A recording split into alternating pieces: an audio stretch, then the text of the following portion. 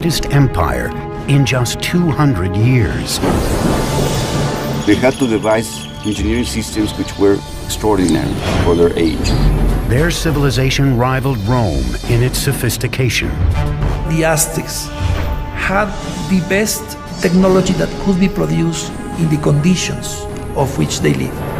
Aqueducts, palaces, pyramids, and temples stood as a tribute to their gods and a testament to the power of humankind. The Aztecs' crowning achievement was a gleaming capital city that astonished European explorers called the Venice of the New World.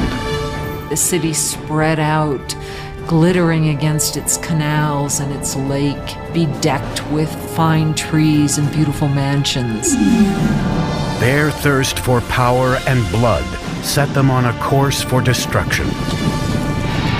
When it finally came, their annihilation would be swifter and more complete than the world had ever known.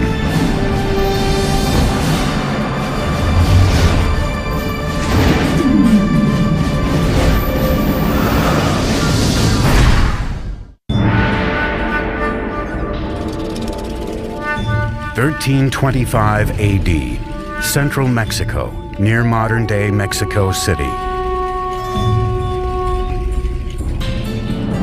A young girl, just a teenager, is celebrating her impending wedding.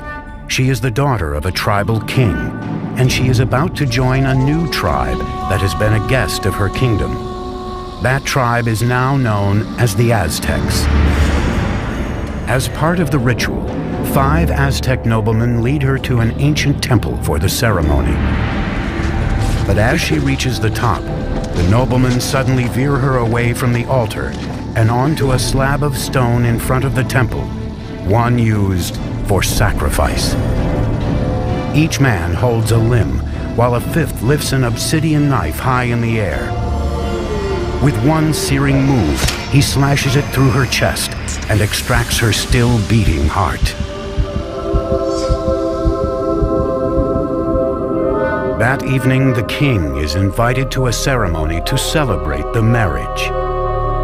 Instead, he finds a priest performing a dance, wearing the still glistening skin of his daughter.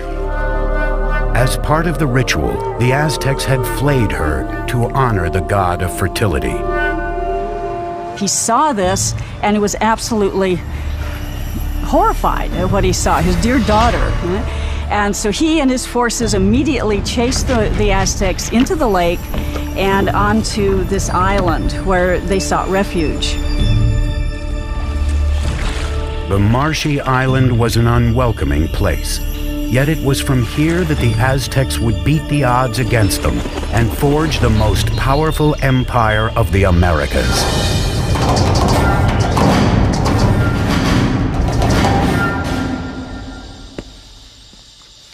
Hi, I'm Peter Weller. When I think of the Aztecs, I think of an elegant people with beautiful skin and flamboyant headdresses of many colors, and I think of floating cities and a terrific song by Neil Young about Moctezuma and Cortez. But I also think of knives, of obsidian glass ripping into chest cavities and hands, pulling out bleeding hearts and holding them high. Most of the Aztec sacrifices were performed in a temple atop a stone pyramid like this one.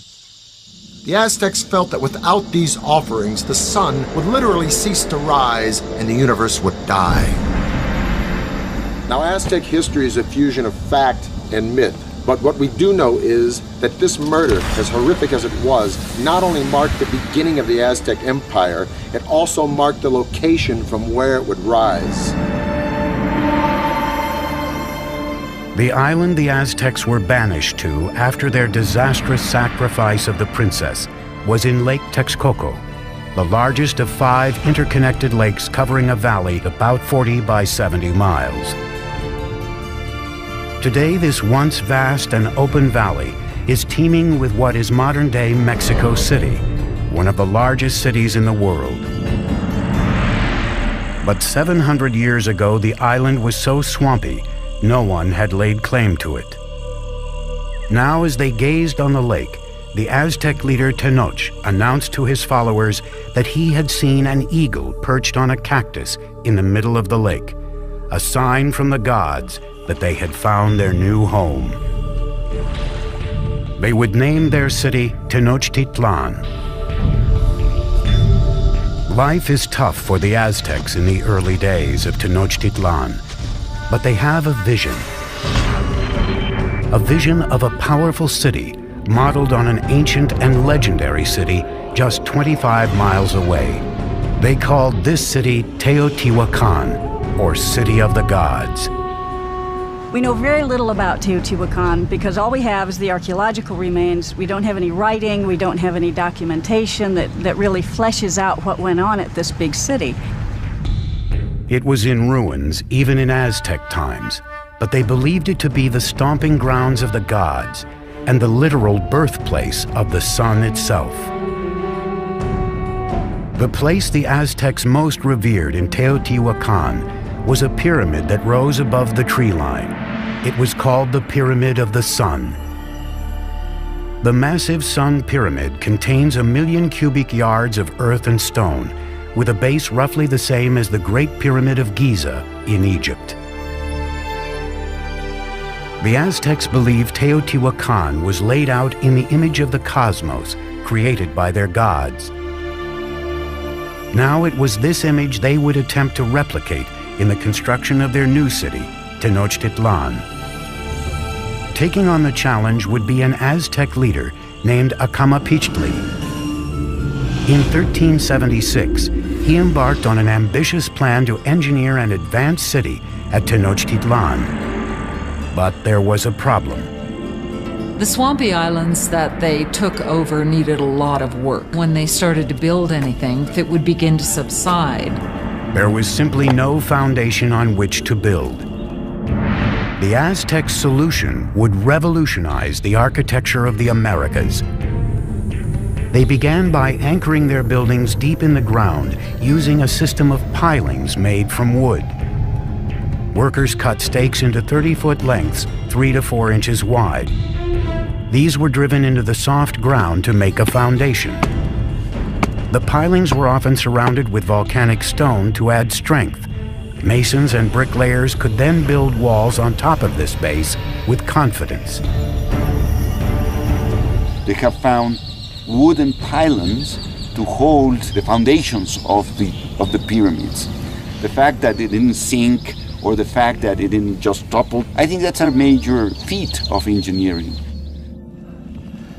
Tenochtitlan was an island city, but the lakes surrounding it were very shallow, sometimes only 7 feet deep.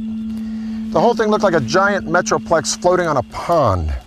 Originally, the only way to get from this floating city to the mainland was by boat. But the Aztecs eventually devised a series of causeways, sometimes 45 feet wide, that would connect their floating city to the mainland provinces. The causeway was supported by strong wooden pilings, the same pilings that supported their temples and other buildings. Thousands of these pilings had to be driven deep into the lake bed, and this presented a logistical challenge that could only be met by a strong, skilled labor force and the best of Mesoamerica's engineers. To build a causeway, 2 lines of stakes were laid out. Then the space between them was filled with stones and earth until it reached several feet above the water level. This allowed the road to support enormous weight.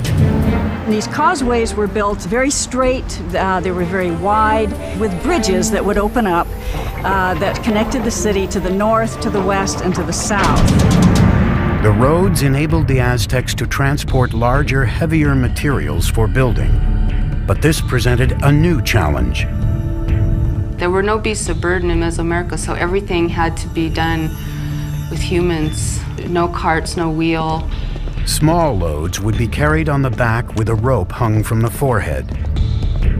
Large items like stone blocks or sculptures for a temple would be dragged by huge numbers of men pulling ropes, possibly using logs as rollers.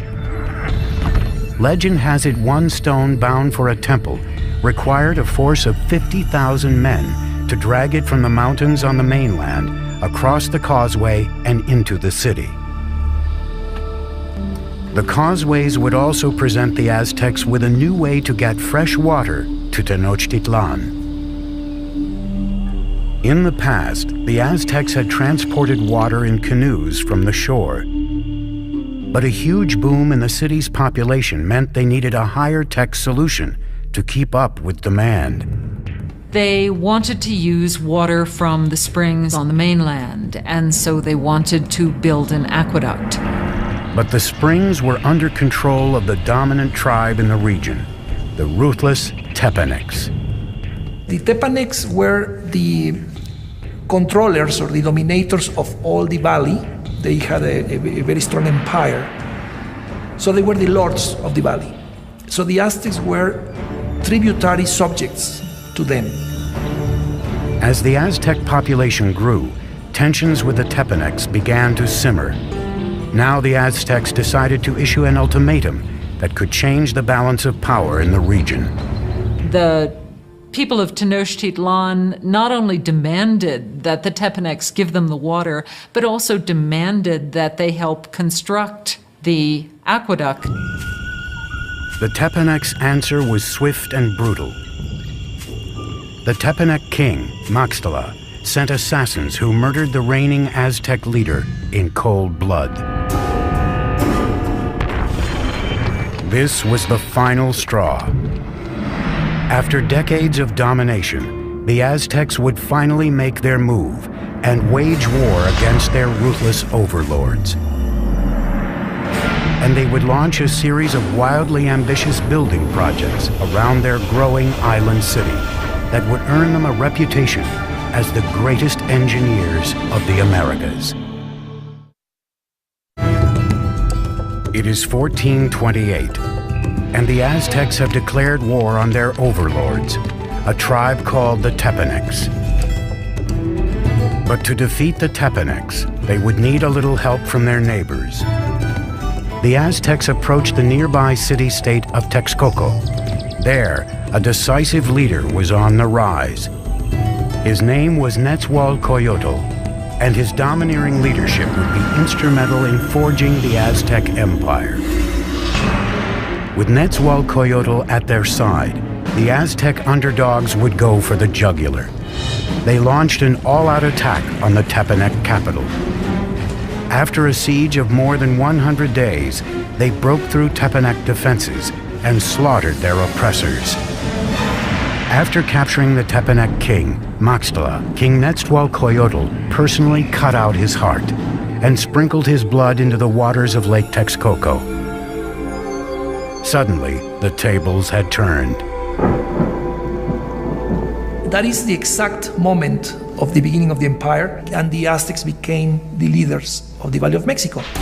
After conquering the Valley of Mexico, the Aztecs could now turn their attention to bringing clean water to their growing city. Remarkably, the Aztecs would independently design and build something that only a few world empires would master: the aqueduct. The aqueduct actually had two channels, each about 5 feet high and 3 feet wide.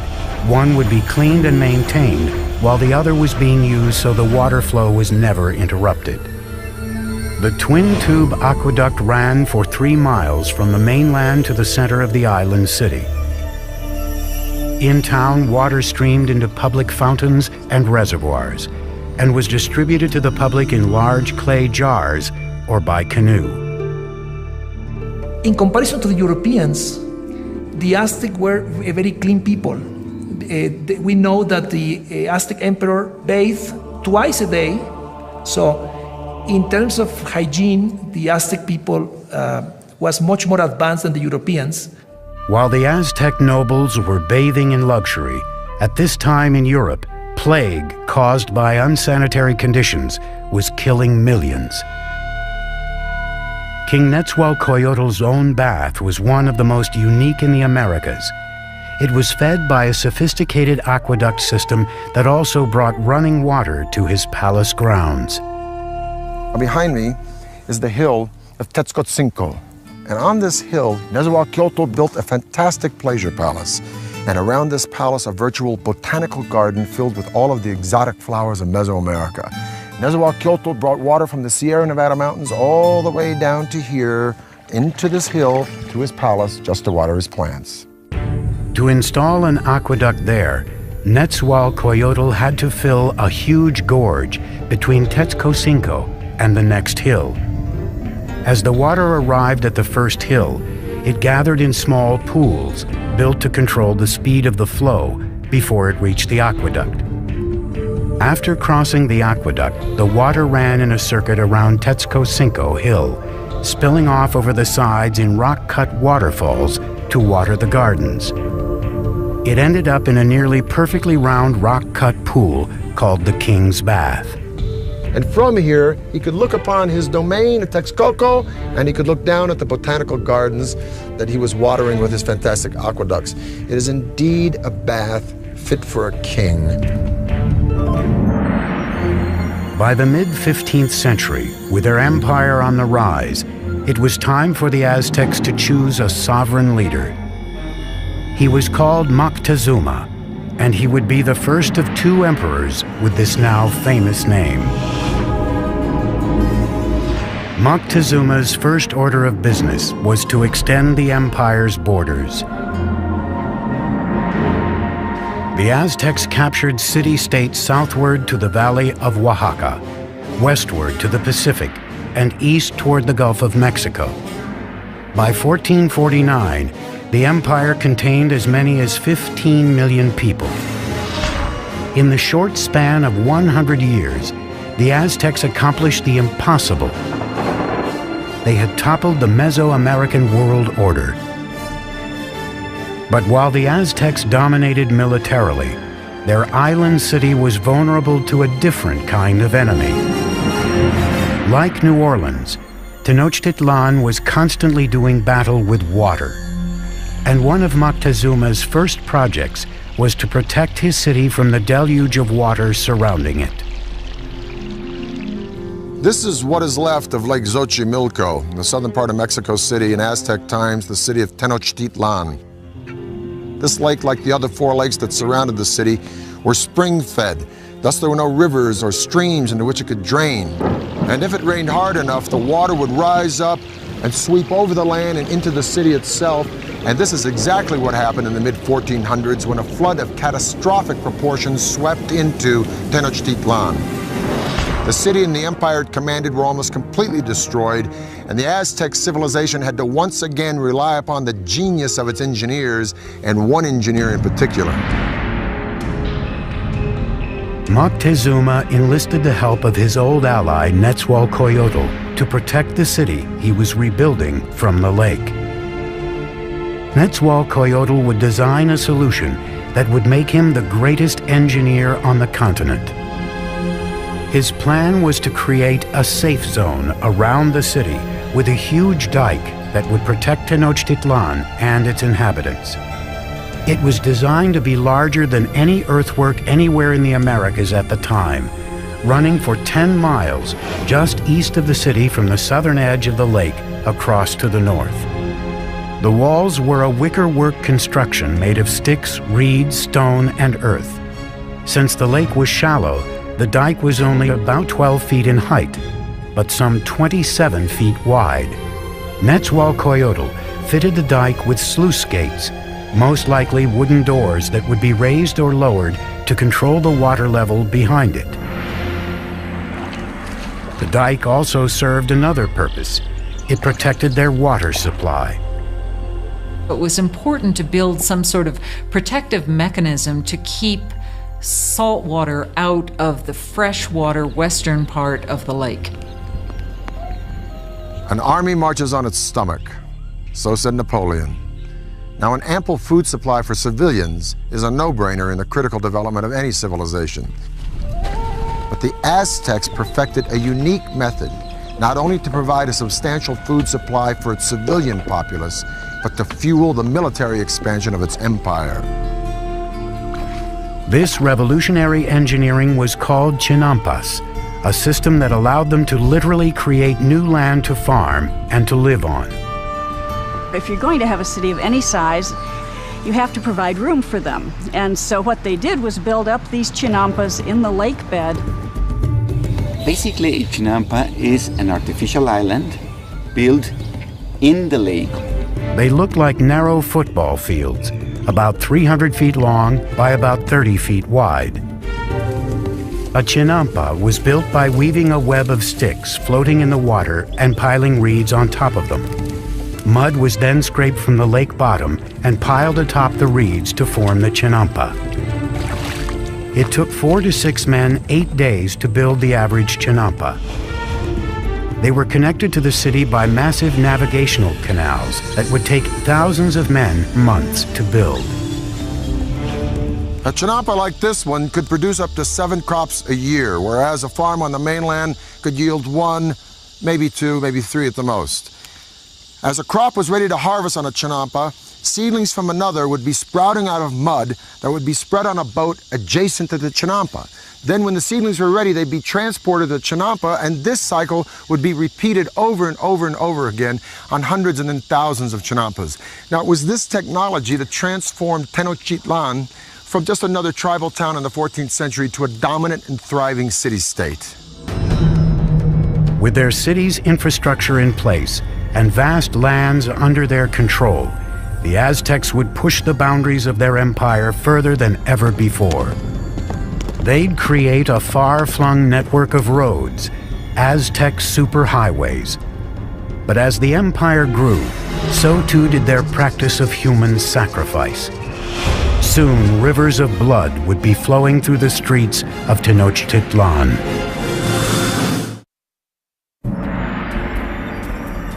Today, Tenochtitlan, the capital of the Aztec Empire, is gone, buried under modern-day Mexico City. But 700 years ago, it was a shining capital on the rise, built by advanced engineers and led by larger-than-life emperors. By the late 15th century, the Aztec population had exploded. Their next